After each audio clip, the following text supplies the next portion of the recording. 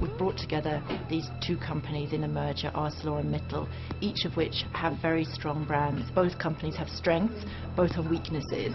Hopefully bringing together the two, we can harness the strengths, lose the weaknesses and create something which is a truly unique company.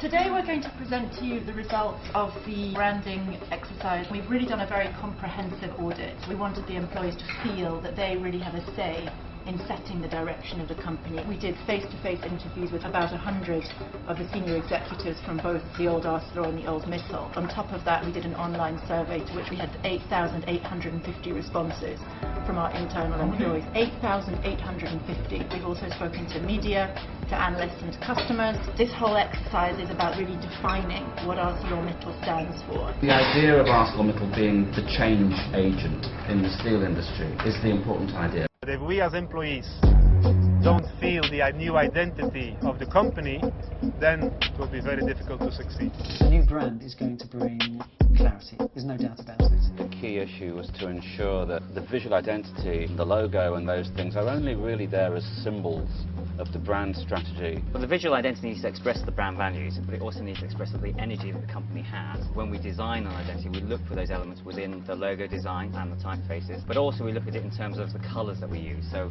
for example, we've chosen a very energetic colour. The creative team doesn't just get involved at the stage where they're asked to actually design something. The creative team gets involved in all the positioning work, so that when we start designing, we actually understand the company as a whole as well. It was very important not to create an identity that just represented steel. It had to represent a world-class company. I think the new brand should continue to reflect to some extent the two cultures and somehow how they're going to meld into one. The concept of the movie is to show what's been made possible with what ArcelorMittal does. It's about the power of dreams and the power of the imagination, and how ArcelorMittal is helping people with their dreams, with their inspirations, to help them be realized. We wanted to show the dreams, and so we are working on 3D effects. With the merging of the two companies, a whole new set of brand values have been realized. What the film is about is those brand values.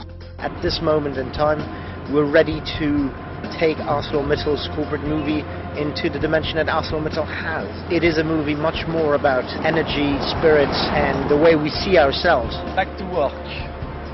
When you work with a company, you identify with its name and its brand. And that has to be something which motivates everyone across the company.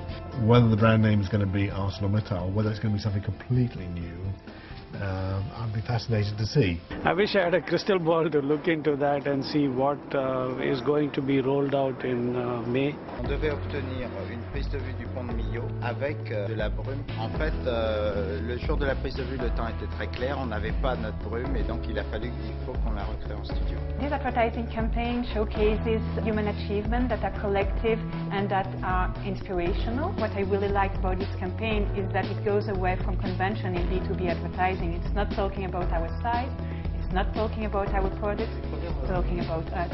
The story we're trying to tell to all the company stakeholders is very interesting. Mr. Mittal has a fascinating story. Arcelor as well is very interesting, because they've been bold when they decided to create Arcelor, so we're trying to create a common culture. The brand is a very important part of integration because, you know, we've been asking people to align themselves with one company, one culture, but we haven't actually defined what that company stands for. And that's really what we've been doing over the last 9 months. We have been very cautious about not saying anything about the brand to have maximum impact on the brand launch day. So we kept everything confidential until now.